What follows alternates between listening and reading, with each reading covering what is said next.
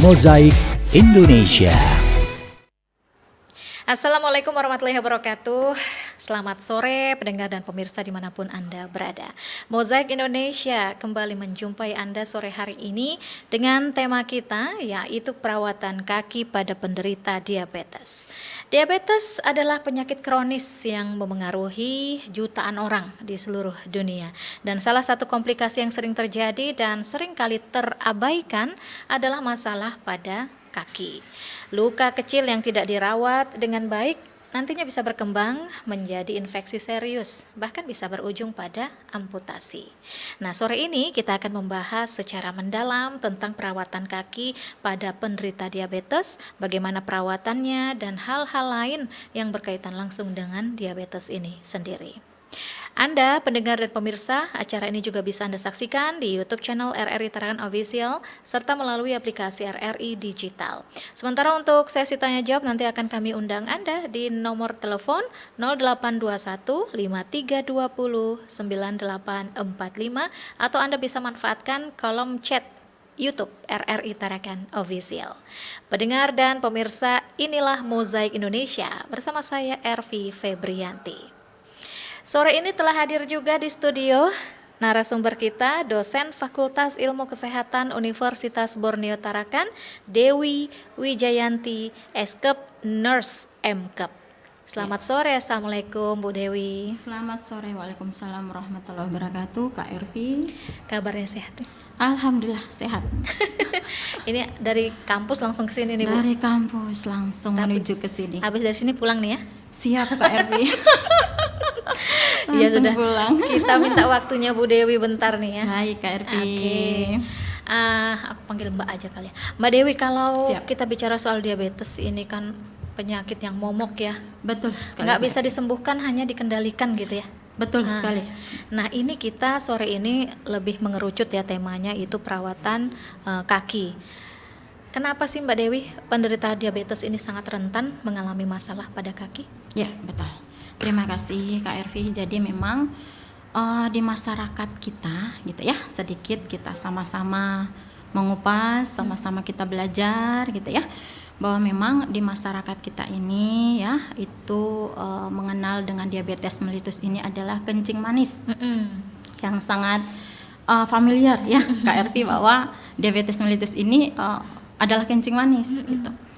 Terkadang kalau belum ada tanda dan gejala itu biasanya kita merasa tubuh kita ini baik-baik saja gitu ya. Nah, nanti kalau sudah ada tanda dan gejala baru mulai kaget gitu ya. Ada apa? Saya ini kok kalau makan terus tapi kok merasa lapar gitu ya. Sudah lapar terus, makan tapi tiba-tiba berat badan ini turun drastis gitu ya. Kemudian malam kok sering terbangun buang air kecil. Itu terus menerus gitu ya Kak Ervi. Begitu juga dengan penderita kaki diabetes. Terkadang kalau tidak tahu bahwa memang diri ini atau kita sudah terpapar gitu ya, ternyata tidak cepat penanganan gitu Kak Ervi. Kemudian memang salah satu contoh di masyarakat kita ini kalau memang jalan kaki gitu ya, tidak pakai alas kaki enggak apa-apa, enak aja gitu ya. Ternyata memang kita sudah punya bibit nih. Sudah punya bibit atau kita sudah terpapar contoh. Tapi karena ketidaktahuan kita, akhirnya yang luka kecil yang harusnya kita bisa atasi dengan menggunakan salah satu contoh menggunakan alas kaki tadi, kita tidak menggunakan, kemudian ternyata terpapar gitu ya, terkena benda-benda asing yang menyebabkan luka. Nah, ini sulit sembuh, baru kita sadar di situ ada apa dengan diri ini gitu. Biasanya seperti itu. Jadi terkadang hal kecil tapi kurang tepat penanganan, kesadaran diri kita itu belum ke sana, itu yang agak repot ke depannya untuk penanganannya. Seperti itu Kak Evi. Ya. Jadi memang diabetes ini gejalanya tuh seringkali juga kayak silent killer nggak sih Mbak? Betul, Ya, betul, kita betul. ngerasa kayaknya badan kita nih Aman-aman baik-baik aja. aja. Betul Kak Ervi, betul. Terus ketika kita punya luka kecil tapi nggak kunjung mengering, baru di situ Baru kita mulai memeriksakan kaget. diri. Betul Nah, sekali. Ya, betul. Nah, ini mungkin edukasi juga untuk pendengar dan pemirsa, Mbak. Untuk kita deteksi dini deh, jangan sampai kejadian dulu baru kita periksa. Ini gejala-gejala umum atau dasar yang biasa dirasakan selain tadi berat badan turun drastis dan lain-lain itu, ada gejala-gejala lain nggak yang bisa membuat kita deteksi dini lah? Iya, baik Kak Ervi. Jadi memang kesadaran diri kita terhadap kesehatan itu penting, gitu ya Kak Ervi. Salah satu contohnya adalah memang kita setidaknya itu selalu kontrol kadar gula darah dalam tubuh, ya, gitu. Kalau memang kita sudah mengetahui bahwa keluarga kita terdahulu, contoh orang tua kita, kakek nenek kita itu memang ada riwayat kencing manis, maka kita ini prosentasi terkena itu besar dibanding dengan yang lain. Tanda kutip di situ kita harus sudah proteksi. Ini gitu penyakit ya. warisan. Generatif gitu ya. Jadi memang kita harus proteksi diri bahwa harus ada harus ada alarm dalam tubuh kita bahwa dari sebelum-sebelumnya kita itu sudah ada yang terpapar, gitu ya. Karena diabetes mellitus ini warisan, ya, penyakit warisan atau gen, gitu, salah satunya. Kemudian kita harus kembali lagi di alarm tubuh kita tadi, Mbak. Yang tadinya malam tuh cukup 1 kali kita buang air kecil, ini kan terlihat kok prosentasinya lebih tinggi, intens gitu ya. Jam 1 bangun kencing, jam 1:30 bangun kencing, gitu ya. Itu juga perlu kita kaji. Kenapa kok berbeda dengan sebelum-sebelumnya? Itu alarm tubuh sudah mulai memberi respon terhadap itu. Kemudian pandangan mata kita agak kabur, Kak Evi, gitu ya. Jadi agak pusing, lemas, gitu ya. Kemudian konsentrasi juga mulai menurun. Kemudian kram pada kaki, kebas, itu salah satu gejala juga, Kak Ervi. Sering loh saya rasa itu. Kalau kita sudah memang punya ada alarm tubuh seperti itu, ketambahan kita ada gen dari atas, harus hati-hati. Apalagi didukung dengan pola hidup kita yang tidak benar. Pola hidup seperti apa? Makan kita yang tinggi akan karbo, gitu ya. Sudah makan tinggi karbo, minumnya tinggi glukos, ya, tinggi manis-manis. Kalau tidak manis itu tidak sedap, gitu ya. Air putihnya jarang, gitu. Kemudian sudah pola hidupnya sudah gitu, makannya juga tidak teratur, pola hidup juga tidak baik. Ketambahan aktivitasnya ini yang tidak benar juga bahaya. Contoh makan, inputnya itu banyak, tapi yang kita bakar itu 0, mager ya. Mager gitu ya. Nah, akhirnya melebar. Iya. Ini yang harus kita hati-hati, betul ya. Gitu. Karena kalau kita tuh ada orang tua yang diabetes, ini PR ya. PR besar, betul. Peluangnya artinya lebih gede daripada yang non keturunan ini ya, Mbak ya. Oke, nah ini kita kembali ke kaki nih ya. Baik. Karena kan identiknya tuh kalau diabetes kakinya luka kan kadang kita ngelihat wah luar biasa perawatan yang harus dilakukan. Nah, apa saja resiko yang dihadapi penderita diabetes kalau perawatan kakinya nggak dilakukan dengan benar? Resiko terfatalnya adalah amputasi. Ya, karena biasanya pada pasien dengan kaki diabetes yang tidak penanganannya tidak tepat, tidak cepat, tidak benar gitu, itu ujung-ujungnya mungkin Kak Evi pernah melihat 1 jari hilang. Iya. Besoknya lagi 2 jari hilang, gitu ya. Itu biasa terjadi kalau memang komplikasi yang tidak bisa kita komplikasi yang sudah terpapar pada pasien diabetes tadi, infeksi berat betul sudah. Luka gangren gitu ya, luka yang sempat sampai hitam-hitam ya, karena memang peredaran darah udah tidak lancar di situ, mau tidak mau daripada menimbulkan infeksi menjalar kemana-mana, 1 jari harus diamputasi gitu. Itu memang komplikasi yang memang kenapa harus kita perawatan kaki, proteksi dini terhadap DM, itu salah satu yang setidaknya bisa kita meminimalkan kejadian itu, gitu Kak Evi. Kalau tahapan perawatannya itu gimana, Oh baik, Pak? baik siap. Jadi Kak Evi dan Bapak Ibu pendengar semua, bahwa di sini sebenarnya perawatan kaki pada pasien diabetes mellitus itu sangat mudah. Sangat mudah, langkah-langkahnya pun mudah, alat-alat, bahan-bahan yang diperlukan pun sangat gampang gitu ya. Tapi kembali lagi di diri kita, kalau kita sudah tahu bagaimana kita konsisten dalam mengaplikasikan gitu ya. Contoh untuk langkah-langkah yang pertama, kita harus mengontrol kadar gula darah tadi harus setidaknya dalam batas ambang normal. Ambang normalnya berapa tuh kira-kira? Ambang normalnya ini berbeda-beda ya Kak Evi. Jadi ada gula darah puasa, gula darah sewaktu, gula darah 2 jam gitu ya. Jadi kalau normalnya menurut WHO sini untuk gula darah sewaktu itu kurang dari 200 mg per dl. Ini sewaktu yang Sewaktu, tanpa puasa. tanpa ya? puasa. Iya. Jadi sewaktu-waktu pingin dites gitu ya, itu harus di bawah 200. Di bawah 200. Ya. Kemudian gula darah puasa ini menurut WHO itu kurang dari 126 mg per dl. Oke. Atau memang ini dia bagusnya ini di 80 sampai 110. Oke. Kalau mau di kategori yang baik. Baik. Ya.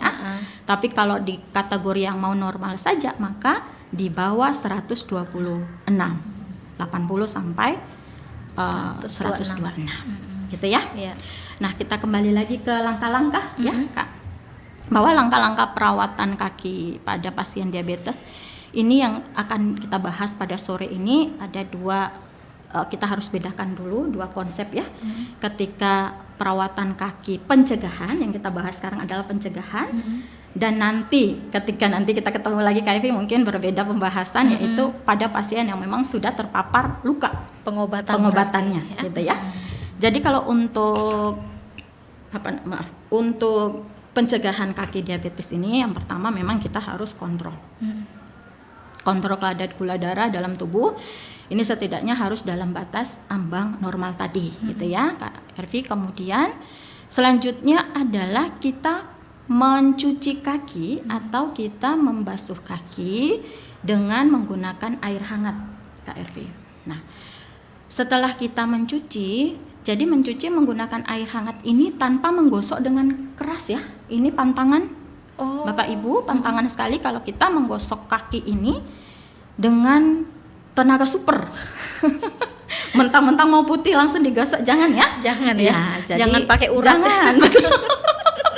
Jangan pakai urat. Jadi cukup digosok seperti biasa saja. Terus pertanyaannya, Bu bolehkah menggunakan sabun? Iya. Boleh. Namun sabun yang digunakan adalah sabun yang hari-hari dipakai oleh si pasien atau si yang pencegahan ini ya, si yang mau menggunakan ini. Karena apa? Menghindari terjadinya alergi. Takutnya mengganti sabun yang lain, sekalinya sabun yang dipakai itu adalah sabun yang menyebabkan alergi. Jangan. Ya.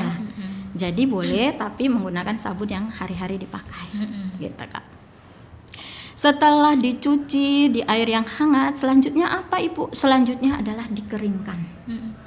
Dikeringkan menggunakan handuk yang menyerap air tadi atau kain yang menyerap air yang bersih. Gitu ya. Dilap perlu dengan kekuatan tidak, cukup dilap biasa saja, yang penting kering, tidak menimbulkan lembab. Takutnya kalau lembab nanti menyebabkan jamur. Itu juga yang harus kita hindari pada pasien dengan diabetik tadi, dengan pada perawatan kaki tadi, gitu ya Kak ya. Kemudian setelah dikeringkan, langkah selanjutnya apa? Langkah selanjutnya adalah kita memperhatikan kuku. Oke. Kalau memang kuku sudah waktunya dipotong Kak Ervi, maka dipotong.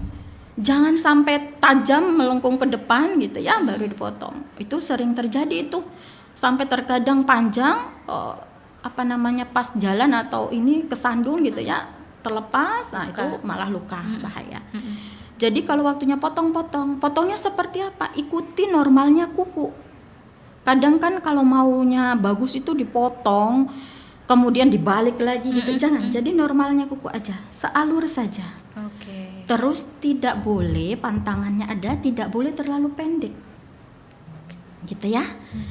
Kan terkadang kita mau motong kuku itu pendek banget ya, akhirnya terkadang ada kayak terpotong sedikit, lecet gitu bener, ya, bener, Kak Ervi. Nah, itu tidak boleh. Oke. Nah, setelah dipotong, biasanya itu kan ada ini Kak Ervi, apa namanya, tajam-tajamnya bekas potong. Itu kita kikir. Ada kan yang potong kuku yang di belakangnya ada kikir aja. Kikir yang lembut saja, nggak usah pakai tenaga gitu. Lagi-lagi jangan pakai otot lah ya. Betul. Setelah itu langkah selanjutnya adalah kita memperhatikan kulit kaki sekitar. Apakah ada kering-kering enggak? Kalau memang ada kering, maka boleh kita pakai lotion. Ya, boleh. Tapi tidak boleh dipakai di sela-sela jari, Kak Ervi. Karena kalau sela-sela jari itu nanti tambah lembab, jamur. Itu yang dihindarkan itu ya. Karena jadi dilipatan ya, Mbak. Betul, karena dilipatan. Jadi yang di permukaan saja yang kelihatan kering kita pakai lotion di situ. Gitu Kak Ervi. Kemudian wajib hukumnya ketika pakai lotion kita harus memperhatikan ada nggak lecet-lecet di sekitar kaki, ada nggak kemerahan di sekitar kaki, ada nggak gatal di sekitar kaki yang tak kunjung sembuh. Itulah pentingnya kita perawatan kaki, Kak Ervi. Jadi setelah kita potong, kita cuci di air mengalir, kita lihat. Setelah bersih kita lihat, adakah lecet, adakah ruam, adakah gatal yang menimbulkan merah-merah kemerahan, gitu ya. Itu yang harus kita cek. Jadi kenapa dilakukan setiap hari? Karena memang untuk kebaikan, proteksi, gitu ya. Namanya pencegahan kan, Kak? Iya. Kemudian selanjutnya adalah menggunakan alas kaki. Jadi mau di dalam rumah kalau ada sendal ya pakai sendal gitu ya. Kalau mau olahraga ya pakai alas kaki, sepatu gitu. Terus kuncinya juga alas kaki jangan yang mepet Kak. Nggak boleh sempit-sempit ya. Jangan sempit-sempit. Cukup aja ya. Cukup jalan yang sempit aja ya, jangan yang lain yang sempit. Jadi tidak boleh sempit, Kak Ervi, itu tidak boleh. Jadi memang pada pasien dengan kaki diabetik ini memang harus menggunakan alas kaki atau sepatu atau sandal yang pas, yang nyaman dipakai, tidak sesak, tidak juga longgar. Oke. Gitu. Mungkin ditambahkan up naik setengah size kali ya Mbak ya, itu pas sudah ya. Intinya yang penting nyaman, Kak. Intinya yang penting nyaman, tidak sesak, terus tidak menimbulkan lecet, luka, itu memang dihindari.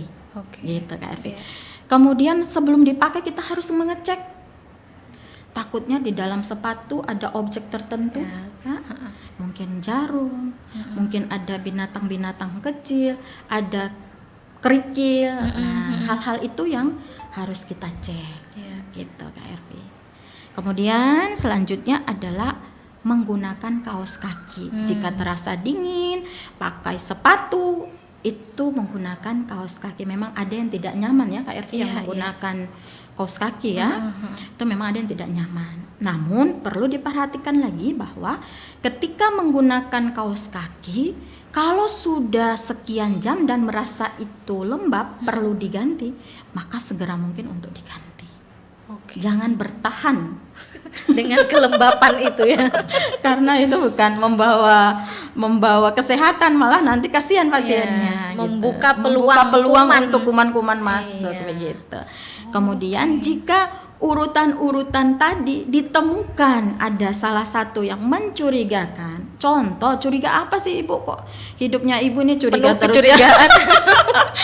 Yang dicurigai adalah contoh mungkin pada saat dibersihkan ada terdapat luka, ada terdapat bengkak yang tak kunjung sembuh, gitu kan, kemerahan gitu, sudah beberapa hari itu segera dibawa ke pelayanan kesehatan terdekat untuk dilakukan tindakan selanjutnya yang tepat dan benar. Jadi jangan coba-coba diobati sendiri. Jangan coba-coba, seperti itu. Kalau ke tenaga medis pastinya kan tindakannya terukur ya. Betul sekali Kak Ervi. Wah ini jelimet ya sebenarnya. Kenapa ini harus disiplin ya seperti disiplin. itu? Ya karena tahapannya kan betul. Lumayan ini Mbak. Lumayan, tapi kalau kita sudah bisa lakukan tiap hari ya, insya Allah aman-aman aja, insya Allah namanya kita sering melakukan itu akan terbiasa. Ya, Allah bisa karena biasa. Betul sekali Iya. Kak Ervi. Ya memang jelimet harus rajin ya. Ya daripada ada apa-apa sama kakinya ya kan. Betul, Lebih betul. baik spare dulu lah energi untuk jelimet dikit urus ini urus itu dan Betul, untuk sepakat. bersih-bersih kaki kan nggak mesti pagi aja kan bisa jadi Bisa, malam, sore, sehari bisa. berapa kali ya. Emang harus rajin sih ya. Ya emang begitu ya Mbak ya. Benar-benar. Untuk urusan kayak mau cantik aja orang tahapannya luar biasa. Luar biasa. Apalagi mau sehat Benar, gitu. sepakat Kak Ervi. Oke, nanti Ya, kita baik. kembali lagi setelah jeda berikut ini. Tetap di Mozaik Indonesia, perawatan kaki pada penderita diabetes. 92,1 Pro 2 untuk teman terbaik kamu. Kita bacain dulu postingan teman Pro 2. Kali ini ada Mariana yang katanya pengen titip salam buat Mbak Nur yang lagi di Paris. Semangat berjuang ya. Wah, kalau gitu aku puterin nih lagu spesial buat kamu yang lagi berjuang tapi belum pernah diperjuangkan ya. Oui, allô, excusez-moi, je suis dehors. Ada Mariana yang katanya pengen titip salam buat Mbak Nur yang lagi di Paris. Semangat berjuang ya. Wah, Mar, aku krungu lo salamu. Matur nuwun lo, tombo kangen. Tak kirimi salam balik neng TikTok ya. Samo-samo.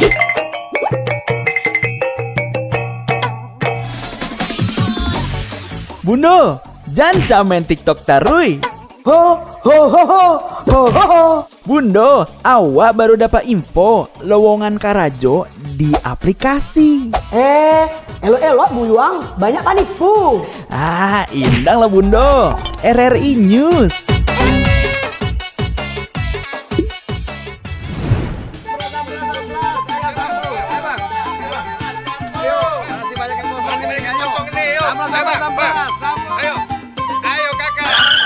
Nyanyi lagu apa kita, Pace? RRI digital saja toh.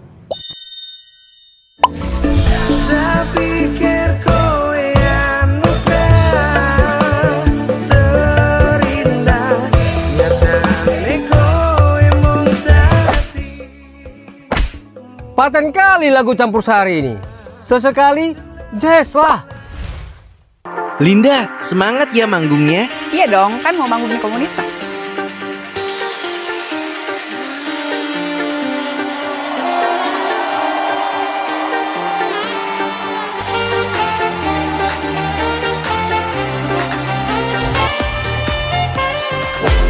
RRI ada di berbagai platform. Sekarang banyak cara menikmati RRI. Kamu yang mana?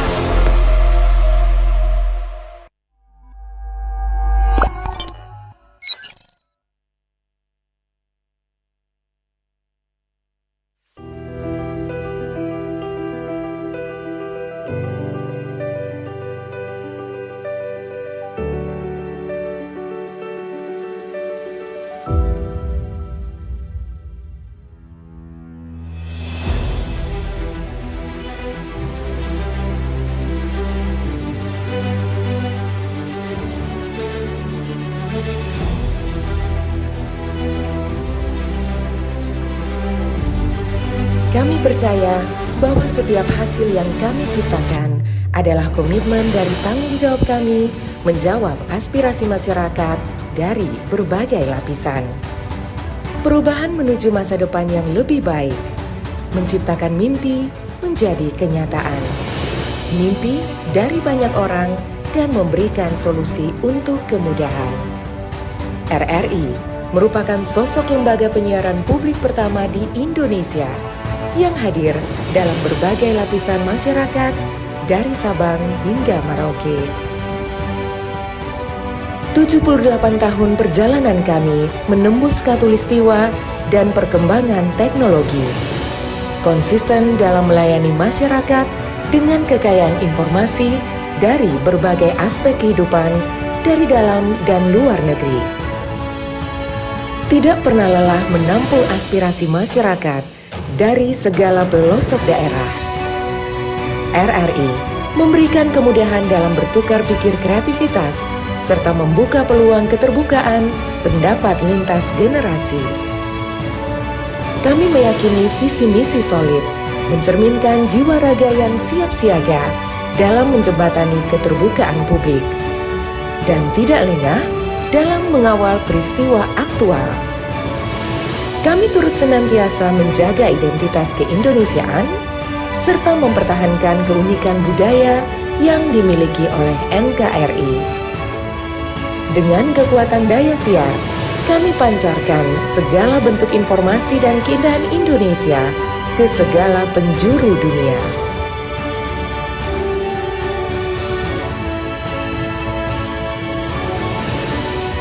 Kami adalah mitra untuk membangun masa depan. Kami terus menatap ke depan untuk berinovasi, mengembangkan visi besar demi Indonesia yang lebih baik.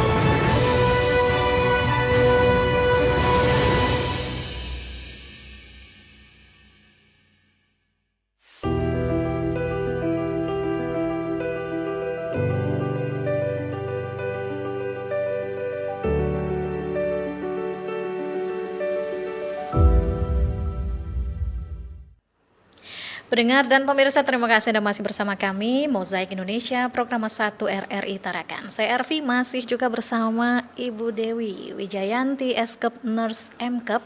Beliau adalah dosen Fakultas Ilmu Kesehatan UB Tarakan. Kita masih membahas tentang perawatan kaki pada penderita diabetes.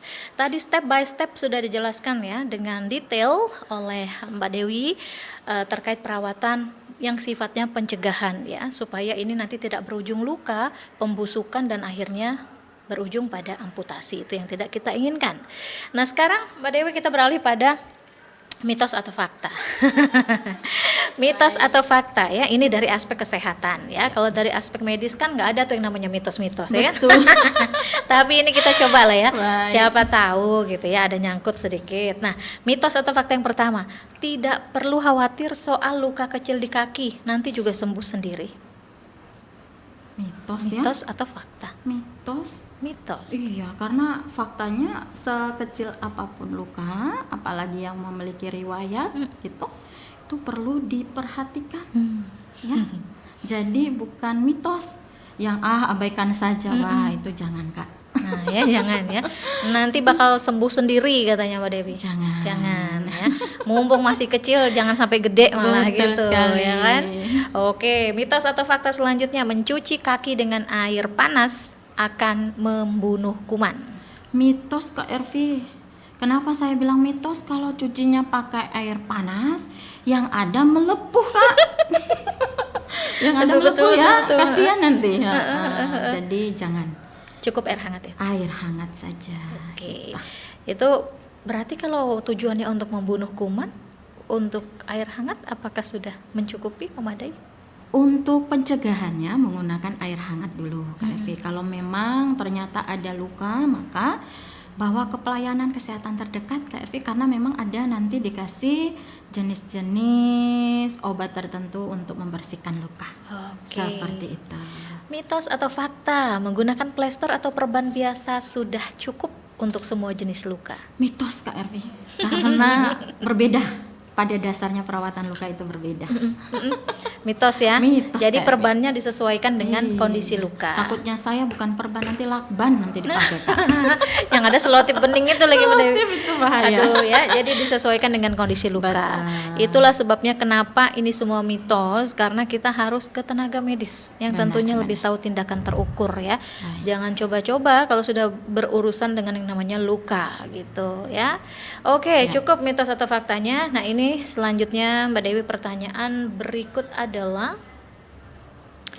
jika penderita diabetes menemukan luka lecet atau luka kecil di kakinya, apa sih tindakan pertolongan pertama yang harus mereka lakukan? Baik Kak Ervi, jadi kalau pertolongan pertama di rumah ya, ketika melihat luka kecil gitu ya pada penderita yang memang penderita diabetes mellitus, memang salah satunya adalah kenapa kita rutinkan perawatan kaki tadi Kak Ervi. Jadi kita bisa tahu adakah luka lecet atau luka yang ada guanya atau luka yang cukup dalam, walaupun di depan tampaknya kecil tapi ternyata dalam.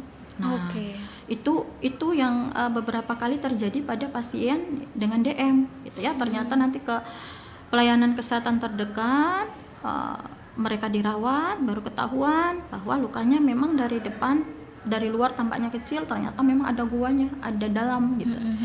Nah gitu, jadi memang kalau di rumah salah satunya kita harus dengan perawatan kaki tadi, jadi mengetahui ada tidaknya luka gitu ya.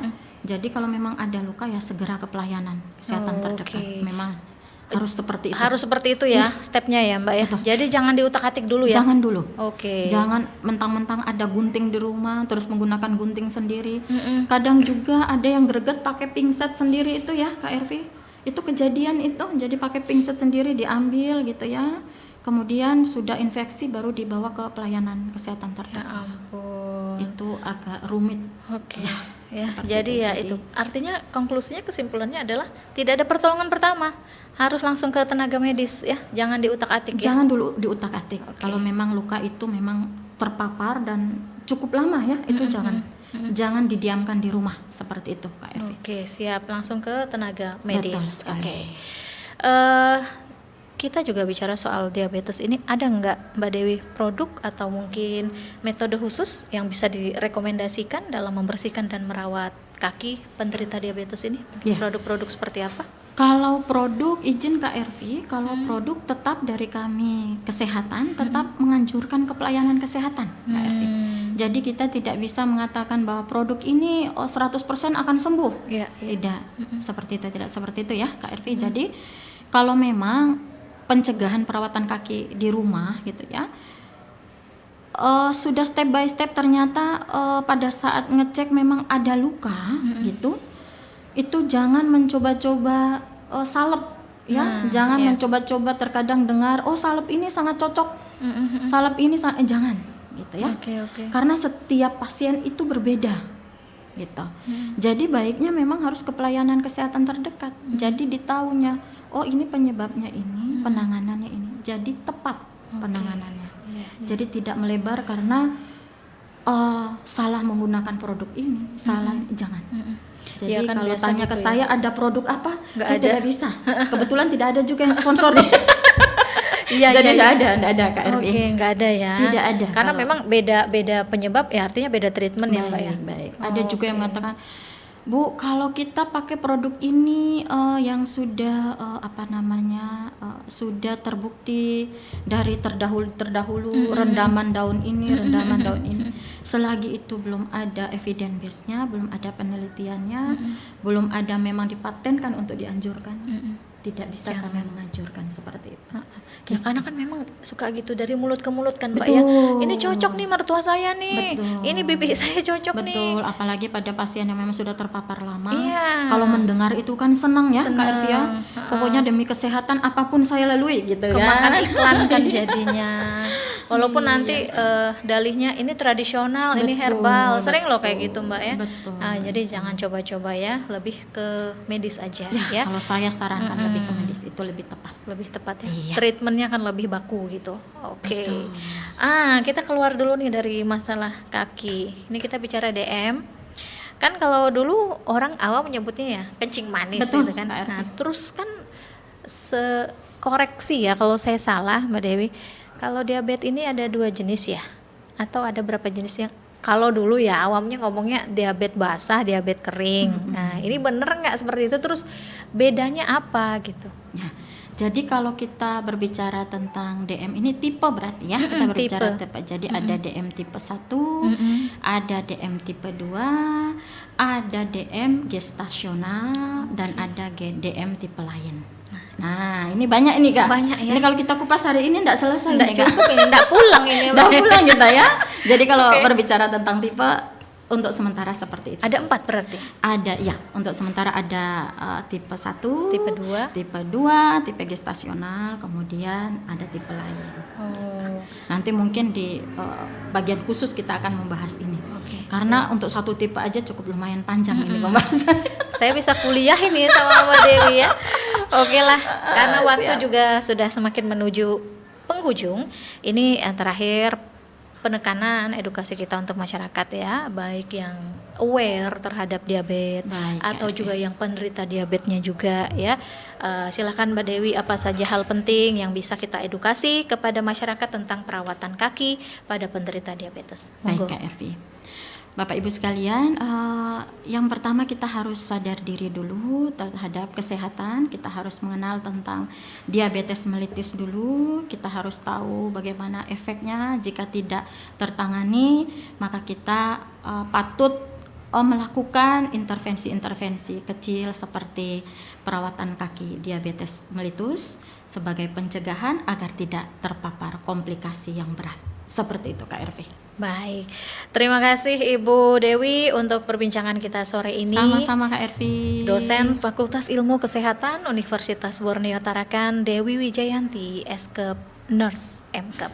Untuk Anda para penyintas diabetes dan juga pada masyarakat secara umum, mudah-mudahan apa yang kami bagi pada sore hari ini bisa menjadi suatu pencerahan untuk kita lebih mawas diri terhadap kemungkinan untuk menderita diabetes dan tetap disiplin dalam mengendalikan diabetes. Betul. Karena sekali lagi diabetes ini tidak lagi bisa diobati, tetapi hanya bisa kita kendalikan. Dan mumpung belum terkena, mari kita tumbuhkan kesadaran diri untuk jaga diri dan deteksi dini sebelum akhirnya kita merubah status menjadi seorang penderita DM. Saya Ervi Febrianti, mohon pamit undur diri. Wassalamualaikum warahmatullahi wabarakatuh. Waalaikumsalam warahmatullahi wabarakatuh.